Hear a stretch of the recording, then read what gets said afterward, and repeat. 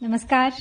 श्रीमद् वाल्मीकि रामायण अखंड पाठ में आज हम पढ़ेंगे चतुरधिक शततमः सर्ग यानी 104वां सर्ग अयोध्या कांड से।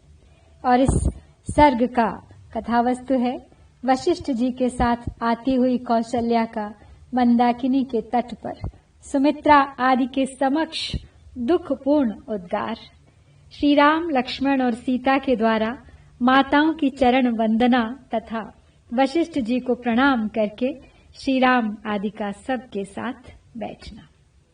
तो चलिए प्रारंभ करते हैं आज का पाठ। वशिष्ठः पुरतः कृत्वा दारान् दशरथस्य च अभिचक्राम तं देशं रामदर्शन तर्षितः।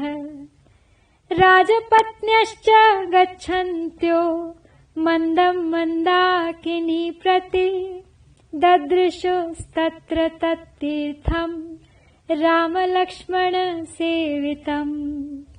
कौसल्या बाष्पपूर्णेन मुखेन परिशोष्यता सुमित्रामब्रवीत् दीनामयाश्चान्या राजयोषिता। वशिष्ठ जी महाराज दशरथ की रानियों को आगे करके श्री रामचंद्र जी को देखने की अभिलाषा लिए उस स्थान की ओर चले जहां पर उनका आश्रम था। राजरानियां मंद गति से चलती हुई जब मंदाकिनी के तट पर पहुंची तब उन्होंने वहां श्री राम और लक्ष्मण के स्नान करने का घाट देखा। इस समय कौशल्या के मुंह पर आंसुओं की धारा बह चली।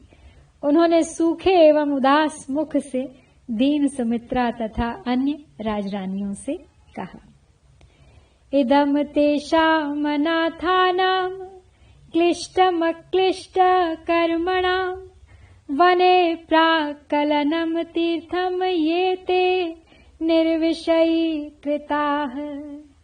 इतः सुमित्रे पुत्रस्ते सदा जलमतन्द्रितः स्वयं हरति सौन्द्रिर्मम पुत्रस्य कारणात्। जघन्यमपि ते पुत्रः कृतवान् न तु गर्हितः। भ्रातुर्यदर्थरहितं सर्वं तद्गर्हितं गुणैः। आद्यायमपि ते पुत्रः क्लेशानाम तथोचितः। नीचानर्थसमाचारं सज्जम कर्म प्रमुञ्चतु। दक्षिणाग्रेषु दर्भेषु सा ददर्श महीतले पितुरिङ्गुदीपिण्याकम् न्यस्तमायतलोचना। तं भूमौ पितुरार्तेन न्यस्तं रामेण वीक्ष्य सा उवाच देवी कौसल्या सर्वा दशरथ स्त्रियः। तो कौशल्या ने सुमित्रा से और अन्य राजरानियों से कहा कि जो राज्य से निकाल दिए गए हैं तथा जो दूसरों को क्लेश न देने वाले कार्य ही करते हैं सदा, उन मेरे अनाथ बच्चों का यह वन में एक दुर्गम तीर्थ है जिसे उन्होंने पहल स्वीकार किया है, जहां पर सबसे पहले उन्होंने अपना निवास स्थान जिसे बनाया है। तो ये सुमित्रे आलस्य रहित तुम्हारे पुत्र लक्ष्मण स्वयं आकर सदा यहीं से मेरे पुत्र के लिए जल ले जाया करते हैं।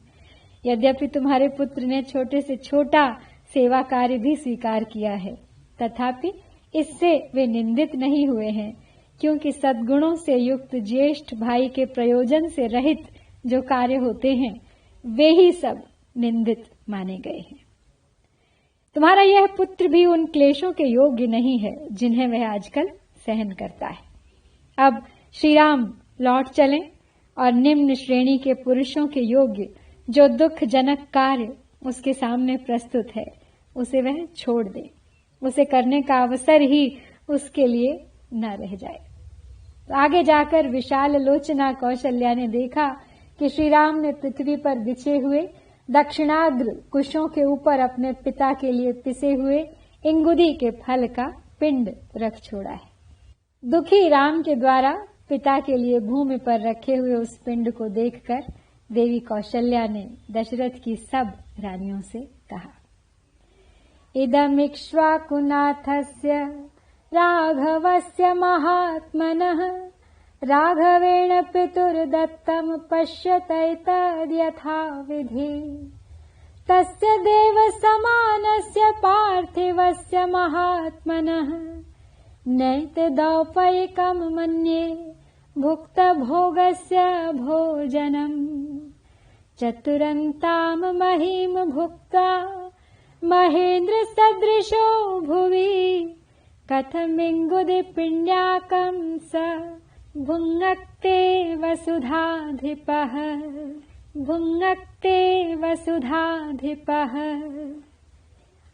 अतो दुःखतरं लोके न किञ्चित् प्रतिभाति मे यत्र रामः पितुर्दद्यादिङ्गुदीक्षोदवृद्धिमान् रामेण इङ्गुदीपिण्याकं पितुर्दत्तं समीक्ष्य मे कथं दुःखेन हृदयं न स्फोटति सहस्रधा। जब देवी कौशल्या ने राम के द्वारा रखा हुआ पिता के लिए भूमि पर उस इंगुदी के फल के पिंड को देखा तो बोली, बहनों देखो, श्री राम ने इक्ष्वाकु कुल के स्वामी रघुकुल भूषण महात्मा पिता के लिए यह विधि पूर्वक पिंडदान किया है। देवता के समान तेजस्वी वे महामना भूपाल नाना प्रकार के उत्तम भोग भोग चुके हैं। उनके लिए यह भोजन मैं उचित नहीं मानती। जो चारों समुद्रों तक की पृथ्वी का राज्य भोग कर भूतल पर देवराज इंद्र के समान प्रतापी थे, वे भूपाल महाराज दशरथ पिसे हुए इंगुदी फल का पिंड कैसे खा रहे होंगे। संसार में इससे बढ़कर महान दुख मुझे और कोई प्रतीत नहीं होता, जिसके अधीन होकर श्री राम समृद्धिशाली होते हुए भी अपने पिता को इंगुदी के पिसे हुए फल का पिंड दान करें। तो श्री राम ने अपने पिता को इंगुदी का पिण्याक पिसा हुआ फल प्रदान किया है। यह देखकर दुख से मेरे हृदय के सहस्रों टुकड़े क्यों नहीं हो जाते। श्रुतिस्तु खल्वियम सत्या लौकिकी प्रतिभाति में यदन्नः पुरुषो भवति तदन्नास्तस्य देवताः एवमार्तां सपत्न्यस्ता जग्मुराश्वास्यतां तदा ददृशुश्चाश्रमे रामं स्वर्गच्युतमिवामरम् तं भोगैः सम्परित्यक्तं रामं सम्प्रेक्ष्य मातरः आर्ता मुमुचुरुश्रोणि सस्वरं शोककर्षिताः तासां रामः समुत्थाय जग्राह चरणाम्बुजान् मातॄणां मनुजव्याघ्रः सर्वासां सत्यसंगरः।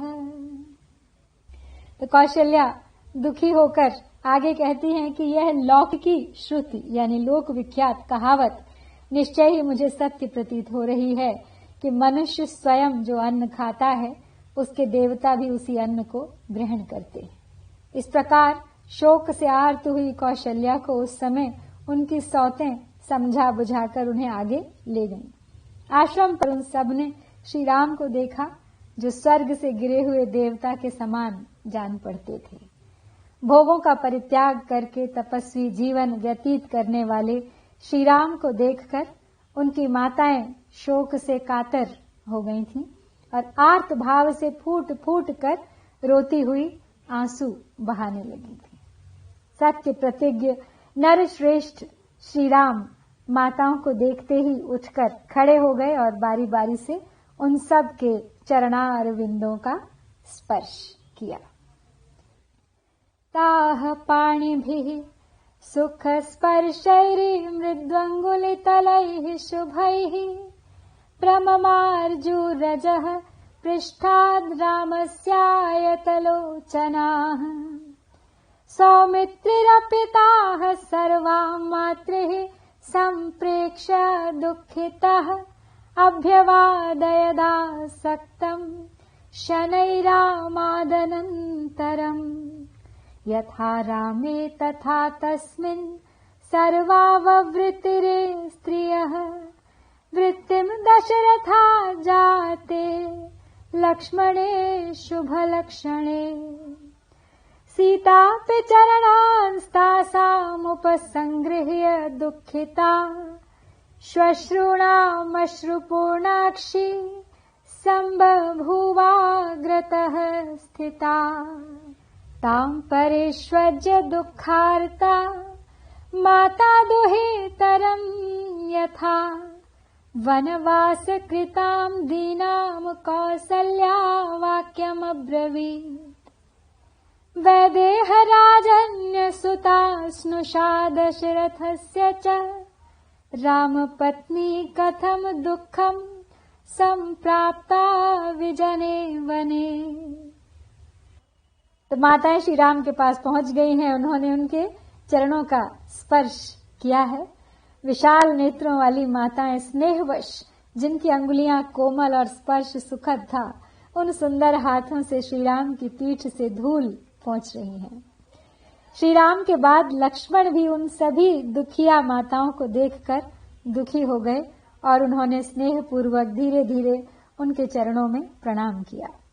उन सब माताओं ने श्री राम के साथ जैसा बर्ताव किया था, वैसे ही उत्तम लक्षणों से युक्त दशरथ नंदन लक्ष्मण के साथ भी किया। तदनंतर आंसू भरे नेत्रों वाली दुखिनी सीता भी सभी सासुओं के चरणों में प्रणाम करके उनके आगे खड़ी हो गई। तब दुख से पीड़ित हुई कौशल्या ने, जैसे माता अपनी बेटी को हृदय से लगा लेती है, उसी प्रकार वनवास के कारण दीन दुर्बल हुई सीता को छाती से चिपका लिया और इस प्रकार कहा, वैदेहराजन्यसुता स्नुषा दशरथस्य च रामपत्नी कथम् दुःखम् सम्प्राप्ता विजने वने पद्मा तपसन्तप्तम् परिक्लिष्टमिवोत्पलम् काञ्चनम् रजसा ध्वस्तम् क्लिष्टम् चन्द्रमिवाम्बुदैः मुखम् ते प्रेक्ष्य माम् शोकोदहत्यग्निरिवाश्रयम् वृषम् मनसि वैदेही व्यसनारणि सम्भवः ब्रुवन्त्यामेव मार्तायाम् जनन्याम् भरताग्रजः पादावासाद्य जग्राह वशिष्ठस्य च राघवः। तो कौशल्या सीता को देखकर और भी अधिक दुखी हो गईं। दीन दुर्बल उनकी हालत को देख उन्होंने विदेहराज जनक की पुत्री, राजा दशरथ की पुत्र वधू तथा श्री राम की पत्नी को अपने हृदय से चिपका लिया और कहने लगी कि इस निर्जन वन में क्यों वो भी इतने दुख भोग रही है। बेटी, तुम्हारा मुख धूप से तपे हुए कमल, कुचले हुए उत्पल, धूल से ध्वस्त हुए सुवर्ण और बादलों से ढके हुए चंद्रमा की भांति श्रीहीन हो रहा है। हे विदेह नंदिनी, जैसे आग अपने उत्पत्ति स्थान काष्ठ को दग्ध कर देती है, उसी प्रकार तुम्हारे इस मुख को देखकर मेरे मन में संकट रूपी अरण्य से उत्पन्न हुआ यह शोकानल जलाए देता है। शोकाकुल हुई माता जब इस प्रकार विलाप कर रही थी, उसी समय भरत के बड़े भाई श्री राम ने वशिष्ठ जी के चरणों में पड़कर उन्हें दोनों हाथों से पकड़ लिया। पुरोहितस्याग्निसमस्य तस्य वै बृहस्पतिरिन्द्र इवामराधिपः प्रगृह्य पादौ सुसमृद्ध तेजसः सहैव तेनोपविवेश राघवः ततो जघन्यम् सहितैः स्वमन्त्रिभिः पुरप्रधानैश्च तथैव सैनिकैः जनेन धर्मज्ञतमेन धर्मवानुपोपविष्टो भरतस्तदाग्रजम् उपोपविष्टस्तु तदातिवीर्यवामस्तपस्वी वेशेण समीक्ष्य राघवम् श्रिया ज्वलन्तम् भरतः कृताञ्जलिर् यथा महेन्द्रः प्रयतः प्रजापतिम् किमेष वाक्यम् भरतो अद्य राघवम् प्रणम्य सत्कृत्य च साधु वक्ष्यति इतीव तस्यार्यजनस्य तत्त्वतो बभूव कौतूहलमुत्तमम् तदा स राघवः सत्यधृतिश्च लक्ष्मणो महानुभावो भरतश्च धार्मिकः वृताः सुहृद्भिश्च विरेजिरे अध्वरे यथा सदस्यैः सहितास्त्रयो अग्नयः। जैसे देवराज इंद्र बृहस्पति के चरणों का स्पर्श करते हैं, उसी प्रकार अग्नि के समान बढ़े हुए तेज वाले पुरोहित वशिष्ठ जी के दोनों पैर पकड़कर श्री रामचंद्र जी उनके साथ ही पृथ्वी पर बैठ गए। तदनंतर धर्मात्मा भरत एक साथ आए हुए अपने सभी मंत्रियों, प्रधान पुरवासियों, सैनिकों तथा परम धर्मज्ञ पुरुषों के साथ अपने बड़े भाई के पास उनके पीछे जा बैठे। उस समय श्री राम के आसन के समीप बैठे हुए अत्यंत पराक्रमी भरत ने दिव्य दीप्ति से प्रकाशित होने वाले श्री रघुनाथ जी को तपस्वी के वेश में देखकर उनके प्रति उसी प्रकार हाथ जोड़ लिए जैसे देवराज इंद्र प्रजापति ब्रह्मा के समक्ष विनीत भाव से हाथ जोड़ते हैं। उस समय वहां बैठे हुए श्रेष्ठ पुरुषों के हृदय में यथार्थ रूप से यह उत्तम कौतूहल सा जाग उठा कि देखें ये भरत जी श्री रामचंद्र जी को सत्कार पूर्वक प्रणाम करके आज उत्तम रीति से उनके समक्ष क्या कहते हैं।